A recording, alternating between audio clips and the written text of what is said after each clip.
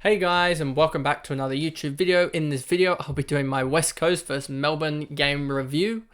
And yeah, what a game it was. Kelly went huge, PETRACCA, Oliver and Grundy huge, Rivers huge. You know, I guess it was against West Coast, but Melbourne players did go huge in this game as they ran out comfortable winners. But before we get into it, remember to like and subscribe, turn the notification bell on so you know when I upload, especially given this week with the Monday game. That'll be uploaded on Tuesday alongside probably these games, the two Sunday games as well.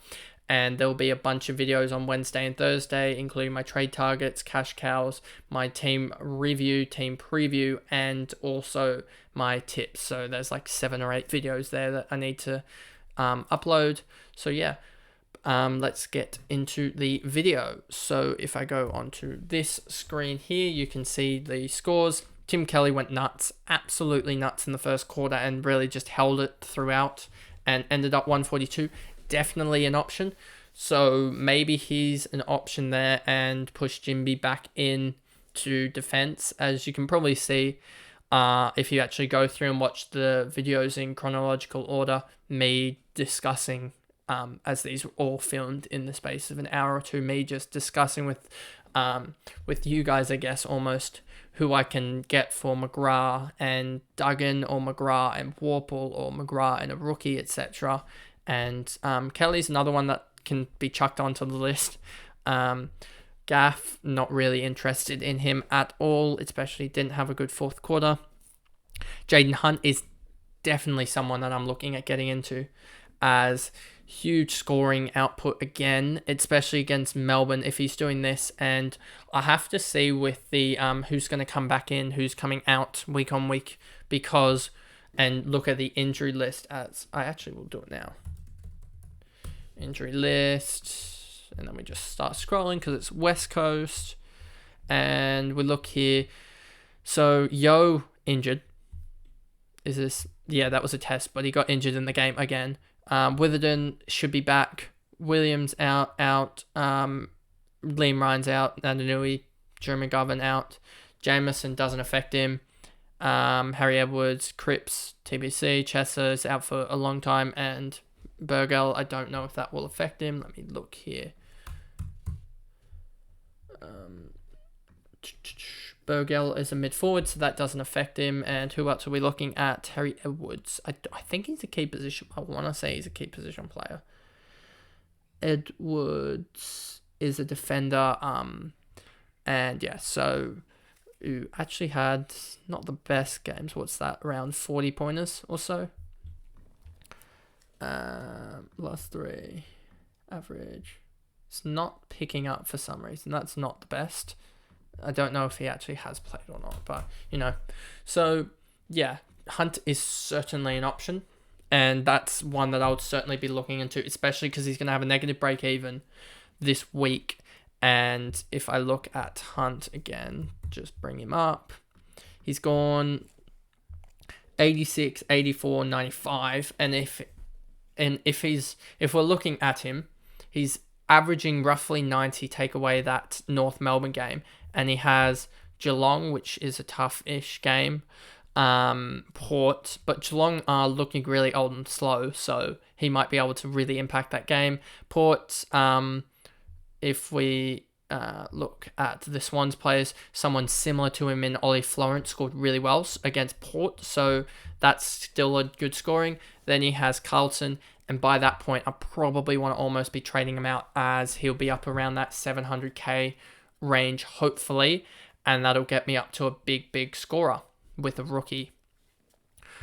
And then you have Oscar Allen. Duggan scored really well, so I just don't think he scores well enough to keep himself in the side, as he was on 51 at halftime and then faded away. I wish he had scored 100, and then that would have really helped me out, as that would have probably gotten me, if him and McGrath had gotten their break-evens, I would have had probably another 5 or 10 different options. But because they didn't, now I'm looking at another 20, 30k less. So, yeah, it's not looking good, I guess. Well, I say it's not looking good. It just means that I get Hunt in, who's a little bit more riskier. and Hunt, and hopefully if break-evens, if price changes go my way, I can get Hunt and Sicily in. But if they don't, then it's Hunt and Dawson in. And yeah, Duggan, Jones, Williams, Waterman, PETRACCA, Seaton, all these guys are really not really that interesting. Then you have Jinby here, and he had a down game. That was going to happen, I guess. He's still going to go up to around 480k, but it's now now we have to rethink with him and try and get him, I guess, just hope that he holds for a little bit longer to be able to get him up to a bigger player. So yeah, that's with Jinby, and because he's probably not going to be a keeper now, especially with the fact that Simpson said that he's going to rest some rookies sometime. So hopefully it's not Jinby and Long for my sake, because those two are... Long's got really good cash gen at the moment. He's going to be at close to 300k now, and hopefully he can keep scoring 40-50 points, because that's going to get him, like Philippou, up towards that with one good game that can get him up to 400k, and that'll be huge for cash gen and just being able to upgrade. Edwards, Cully, another bad game for him. Cole, West, Darling, Hoff had a really bad game, so I hope he's the one that they're talking about, as well as Hewitt just didn't get into the game. 17 points in a full game is really bad, and didn't even hit his break even, so he's going to decrease in price, and glad that I missed that guy, especially because a lot of people probably had him on field. A lot of people probably would have had him on field or on the bench trying to get cash gen, and just didn't work. Oliver went huge again in the middle two quarters, and that helped him get up. And then, yeah, it was PETRACCA's last two quarters that helped him really get up. He was on 36 at halftime and then had 88 in the last two quarters. And I just hope he's finally found it, because, you know, he was on 2 with about 3 minutes to go in the first quarter. So he's effectively scored 122 in just over 3 quarters. So scores, shows his scoring potential. You have Grundy here, 37-25, 37-20. And then Rivers is another guy that you've probably heard me talk about through a lot of these reviews that I can get in. And that would mean that I can get an 800k guy in. So maybe it's Rivers and Setterfield in. That could be an option. McDonald, Viney, Hunter didn't score terribly well. Well, he scored 91, but barely beat his break even. Fritz, Langdon, Pickett, really gonna go up in price now, probably close to 600k, but glad that I didn't pick him, because, you know, that would be I just don't think there's much scoring potential. There's some great I guess price changes, but not really good scoring potential. Then you have Neil Bullen, May, Bowie, no one really here. That's very interesting. Sparrow, Spargo, Brayshaw here came alive, I guess, in the last quarter a little bit, scoring 20 in about 8 minutes to really save his score. I saw it on 51, and then it was on to like 60 very quickly, and that's probably somewhere here as 20. So he was on 46, so I saw it around here, and yeah, I must have caught it a really weird time, because he was on 51, and then he just ran up the score a little bit. And then Chandler here, huge huge last 3 quarters to get up, and that's going to really help as he beat it by 67, so he's going to go up by 50k. Hopefully he keeps his spot, as he looked actually really good, and hopefully he can just get up to 500, 600k, then we can use a rookie that's gained in price to get him up to a big scorer.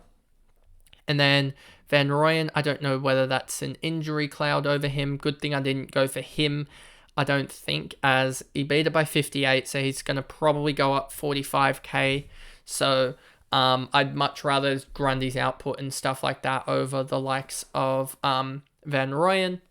And yeah, it would have been nice if Witts wasn't out, that I was able to get Van Rooyen in that price rise, but I would have had that 48, I think, on field almost, and that's just not good enough, I guess, to be on field. So lucky I beat that out by having a pretty strong forward line, and I guess Holland outscored him. And so I guess if you really want to be nitpicky, Cowan didn't outscore him, but you know, Cowan won't be on field next week, I don't think. So yeah, that's the review of this game here. So if I go back to the main screen, takeaways from this game really is Kelly going huge. Hunt's an option to really catapult him from a mid-pricer to a premium, to get a mid-pricer's price up to a premium in the next couple weeks.